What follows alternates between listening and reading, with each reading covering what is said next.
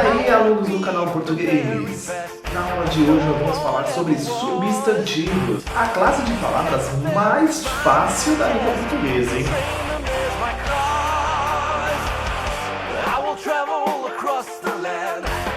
Vamos agora entender então a classificação dos substantivos.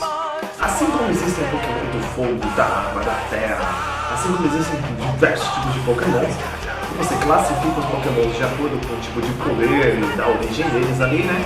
Nós também temos na língua portuguesa as subclassificações, as subdivisões dos substantivos, tá? Então, como que fica classificado esses substantivos? Comum, próprio, simples, composto, primitivo, derivado, concreto, abstrato, coletivo. Nós temos 9 tipos aqui, tá bom? E nós vamos ver os 9 hoje. Substantivo comum. O substantivo comum são as palavras que dão nomes, geralmente, a toda espécie de seres, de forma genérica, tá? Então aqui você não está especificando um ser ou outro. Leão, raposa, elefante, rato grande, rato comprido, rato anão, rato aquático, rato voador, alce, guaxinim, dinossauro, galinha, camelo, camarão, polvo, mistura de pato com foca, caranguejo, escorpião, pelicano, cisne, filé de elefante, bicho-preguiça, tartaruga, pinguim, crocodilo e periquito. Aí entra o substantivo próprio. O substantivo próprio, ele tem uma particularidade. Isso é muito importante. Infelizmente, eu vou falar isso agora, né? Infelizmente, muita gente tem deixado de colocar o substantivo próprio com letra maiúscula.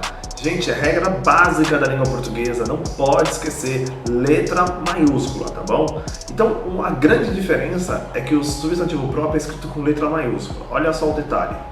Então, ele vai dar nome praticamente a seres, como pessoas, animais, que têm uma existência própria, entidades, países, cidades, estados.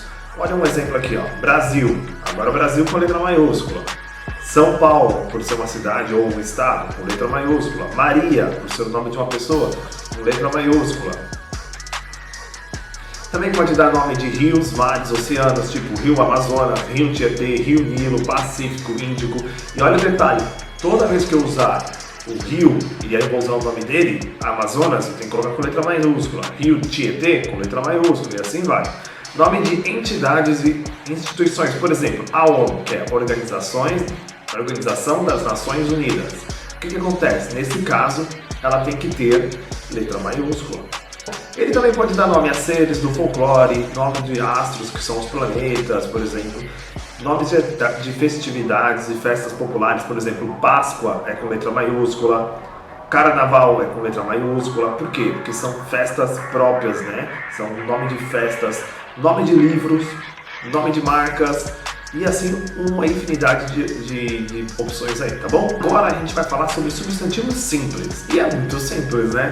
Vamos lá. Os substantivos simples são formados por apenas uma palavra. Então qual é a diferença básica? Quando eu tenho uma palavra formada por uma só, você vai falar, como assim formada por? Você vai entender daqui a pouco. Formado por duas, daqui a pouco você vai entender.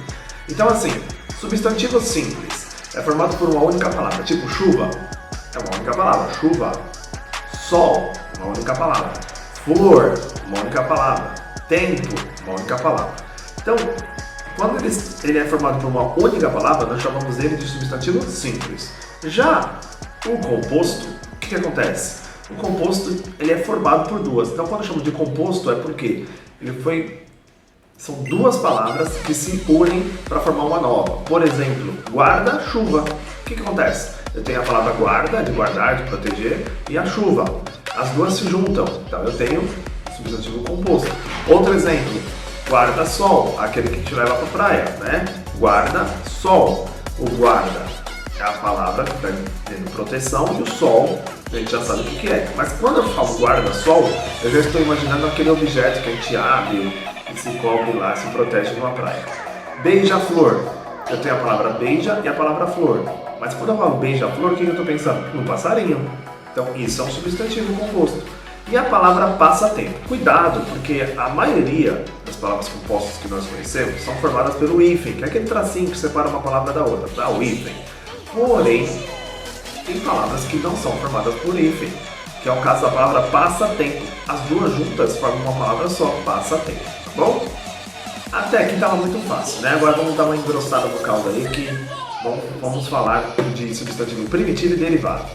E esse foi um dos motivos pelo qual eu escolhi trazer essa aula aqui com o tema do Pokémon. Por quê? Porque existe o substantivo primitivo e o substantivo derivado. Basicamente, o primitivo é aquele que vai dar origem para o derivado. Então, a derivação é como se fosse uma evolução do Pokémon. Então, o Pokémon vai evoluindo, mudando. Então, o substantivo primitivo e derivado faz exatamente a mesma coisa. É uma evolução da palavra primitiva. Vamos dar uma olhadinha. Então, substantivo primitivo. Os primitivos, como o nome próprio indica, são aqueles que não derivam de outras palavras. Praticamente, eles são as palavras raízes, das palavras que vão dar origem para outras. Olha só, casa, folha, chuva, piano, azul, árvore, gelo, máquina, todas essas palavras, elas são a base, tá, para outras virem depois. Então, primitivo é aquela que dá origem a outra palavra. Derivado. Vamos dar uma analisada agora. Ao contrário dos substantivos primitivos, os substantivos derivados são termos que surgem de outras palavras primitivas. Isso acontece pelo processo chamado de derivação, tá? Então, nesse caso, na derivação, eu acrescento um termo, acrescento alguma coisa na palavra que vai modificar o seu sentido original. Pianista é uma palavra que vem derivada do piano. Então, pianista é aquele que toca piano. Azulado vem da ideia da palavra azul. Arvoredo vem da ideia da palavra árvore. E gelado é derivada da palavra gelo. E maquinaria é derivada da palavra máquina. Então, conseguiu captar aí a diferença de que é primitivo e derivado? Primitivo, ele vai dar origem às palavras derivadas, tá bom? Substantivo concreto. Tá. Substantivo concreto designa as palavras reais, concretas. Esse é um pouquinho mais confuso de entender, porque foi ensinado provavelmente errado por aí durante muito tempo. Classificando como concreto tudo aquilo que eu posso tocar. Mas nem sempre é assim. Tem palavras que são substantivos concretos que eu não posso tocar. Por exemplo, um anjo. O anjo é concreto, mas eu não posso tocar. Tá? Então, concreto é porque tem uma existência própria, tá? Guarde bem essa palavra. Tá? Geralmente são objetos, animais, lugares, pessoas, como menino, menina, homem, cachorro, tá bom? Já o abstrato são aqueles que estão relacionados aos sentimentos, aos estados, qualidades e ações. Por exemplo, beleza. Beleza, a beleza você não existe por si só, ela depende de outro ser para existir. A alegria, ela não existe sozinha. A alegria depende de alguém para estar feliz. A bondade é a mesma coisa. O trabalho não existe. Existe o trabalhador, aquele que pratica a ação, mas o trabalho depende de um trabalhador. O sonho também não existe sozinho. É um mundo abstrato. Amor é um mundo abstrato. Então, o abstrato é tudo aquilo que fica mais no campo das ideias do que no físico, tá? Vamos então agora para os substantivos coletivos. O que tem de diferente no substantivo coletivo? O substantivo coletivo são palavras que servem para colocar um monte de igual dentro dela. Então, elas servem para representar uma quantidade inexata, vários da mesma espécie, do mesmo tipo de ser. Por exemplo, flora é um conjunto de flores, o almo é um conjunto de focos, a colmeia é um conjunto de abelhas.